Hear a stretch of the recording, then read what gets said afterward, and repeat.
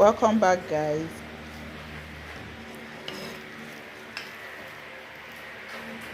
So I want to prepare my crumb coat to crumb coat all the cakes.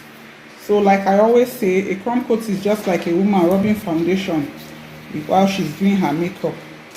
So this helps to seal in the cake, make it smooth, so that it will give you a very clean surface to work with when you are covering with fondant. So basically the crumb coat is just a mixture of cake crumbs and buttercream. I like to soften my buttercream before I make my crumb coat so that it is of a spreadable consistency. You don't want it hard and in lumps, so you just have to smoothen it all out. So my crumb coat is ready. This is what it looks like. So I'm going to apply it to my cakes.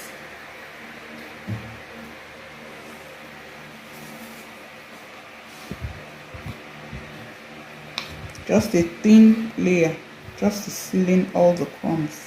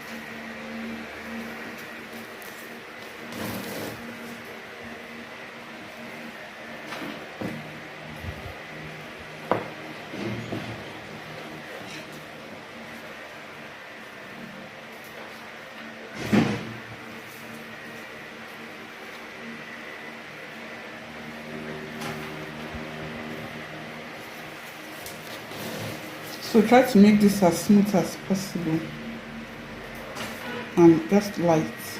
You don't want it thick.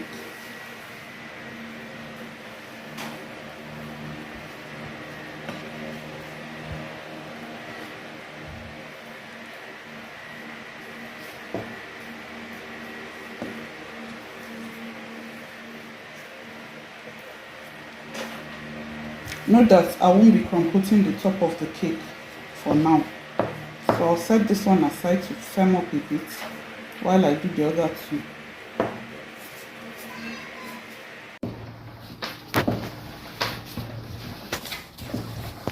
So I've allowed my cakes to sit for a while. They've rested a bit. Now I want to start covering them in fondant. So I'm working my fondant so that I can roll it for a good result.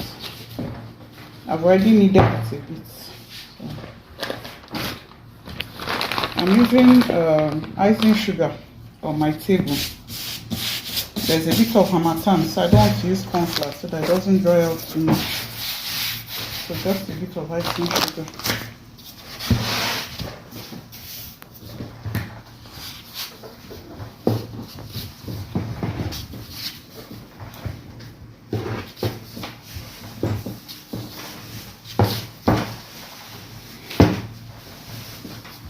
So I'm using my ready-made fondant of choice, which is CBT.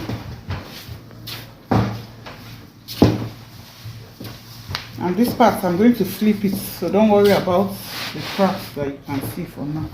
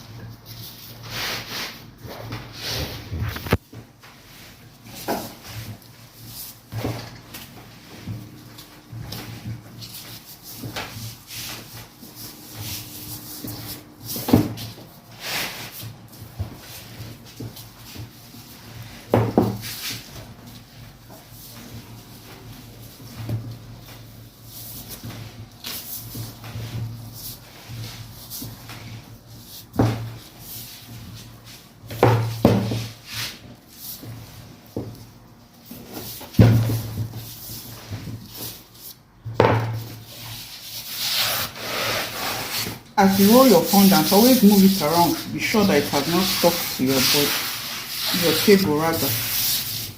So, always move it around. I don't want it too thick. I don't want it thin either.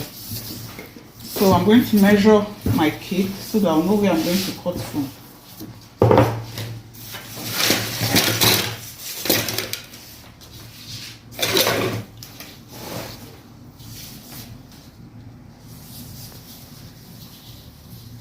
So it's 30, but I'll cut 31, and the height is approximately 6, but I'll cut 7. So I'm going to measure my fondant. So I have up to 33, but I'll cut at 32.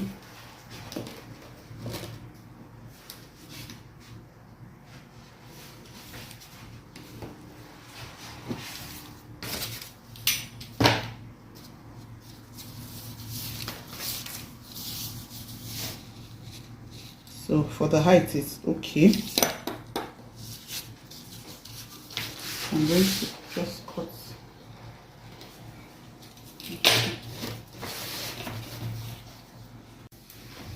So I want to roll for the top of the cake so that I can do everything at once.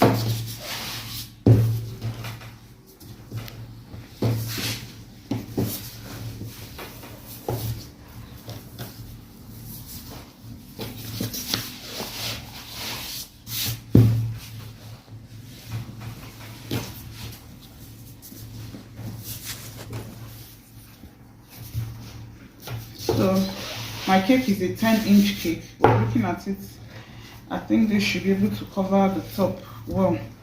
Please note that the top is always really thin. Make it thin so that when you join your panels, that it can close neatly without having those lines or gaps showing. So looking at it at eye level, I'm sure this will be able to go around my cake very well. So now I'm going to be applying my final crumb coat before I put the fondant on the cake. Note that it's quite light so that it can be very spreadable. Just lighten your normal American buttercream with a little bit of water.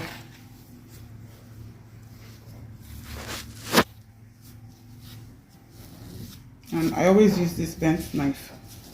It works better for me, so whatever is okay for you, feel free to use it. As you can see, the first crumb coat is really dry and firm. That's why I left it for some time, so that I'll have a very neat outcome.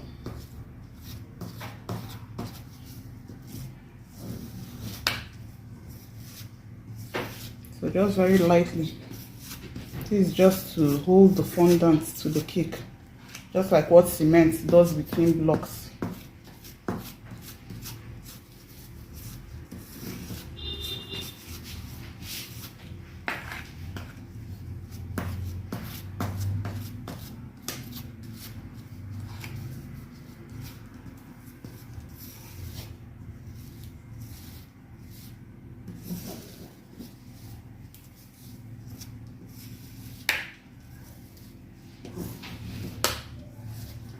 Okay, so we're going over to the top now. Remember that we did not put any crumb coat on top earlier, so that we will not lose the levelness.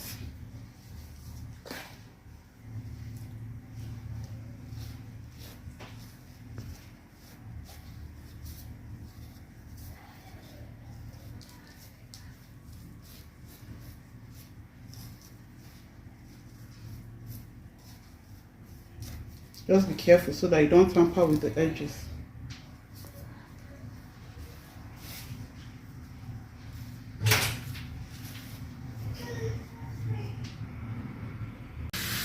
So I'm going to use clean tissue and remove all the cake crumbs on the board so that I don't have crumbs on my fondant. I want a very neat outcome. Like I said earlier, this cake doesn't have much designs on it, and it's an all white cake. So I have to be very careful and make sure that I don't have crumbs. Start with the top.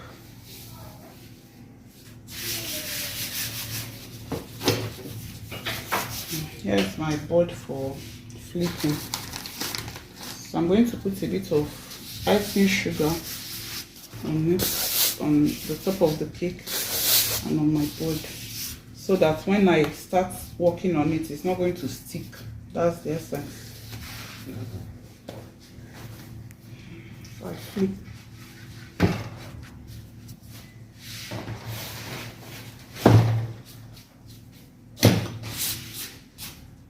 So now I'm going to flip this fondant to the other side. Okay, and I want to make some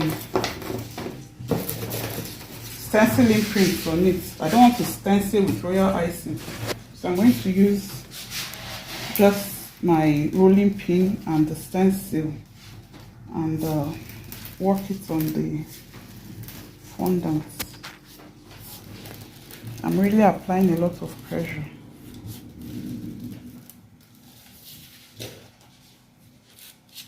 Okay, see, that's beautiful.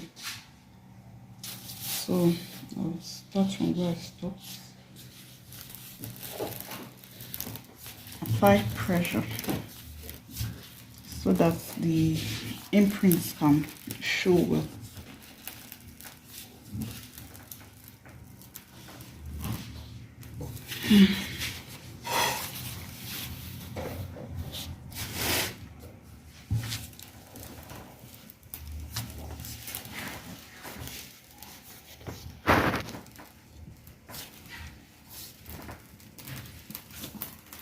Okay, I'm not trouble.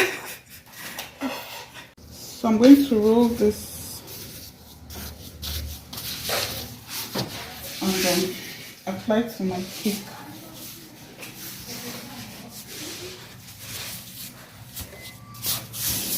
That imprint is so lovely.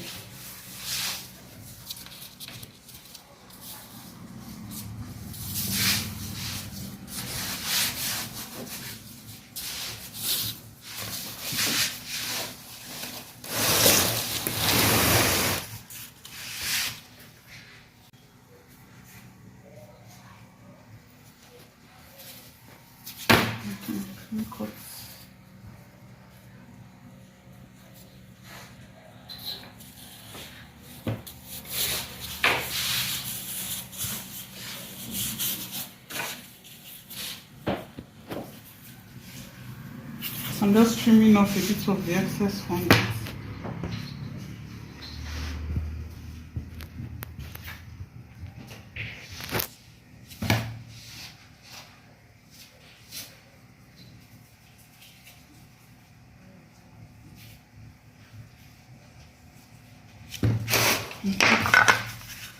So now I go in with my two snippers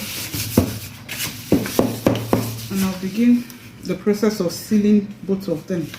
So I use this rounded edge, not this sharp edge. I bring down the top fondant to the board, applying a bit of pressure to seal both of them in.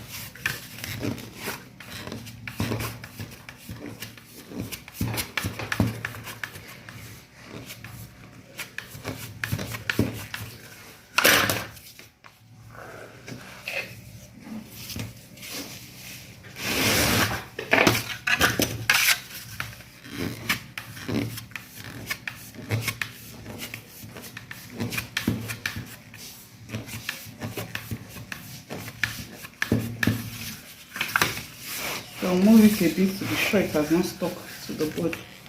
Then I continue.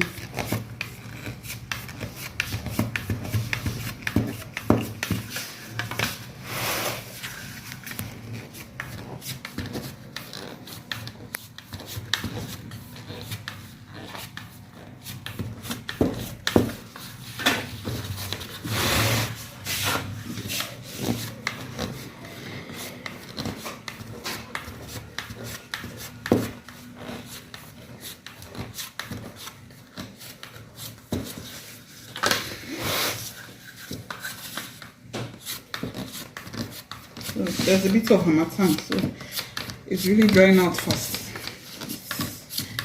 It has to be fast.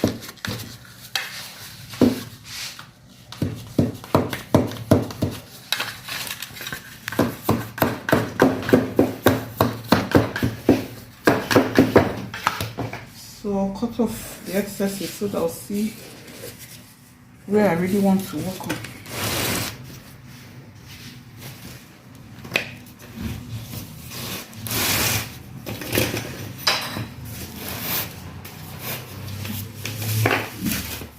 Okay, so we've gone round, bringing down the top to join the one on the board. So now we're going to cut with our sharp knife. Keep at an angle to get a clean cut.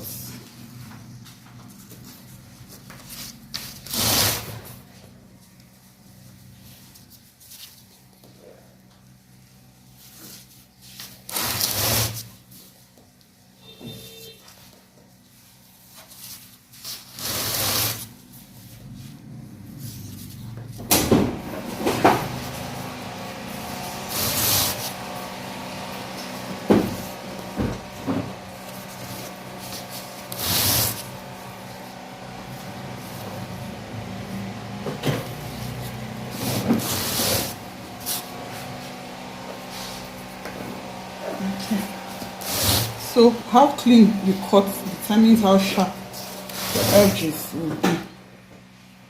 That's why you have to use a very sharp knife. So I think I'm okay with my edges. So I'm going to go around again with my 2 snippers.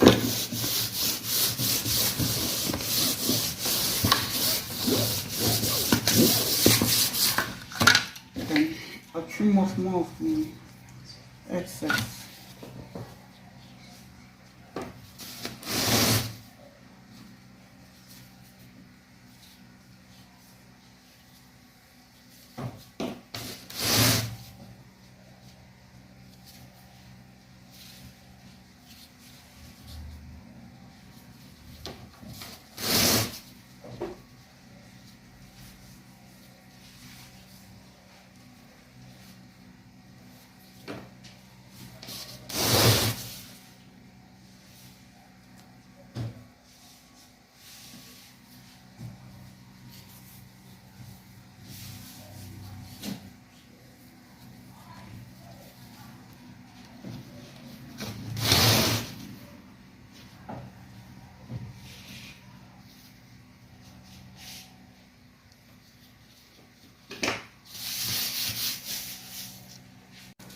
So I've flipped it back. So I'm just knitting the down part.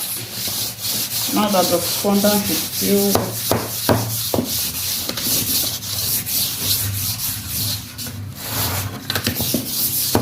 see how sharp the edges are, and the top is too.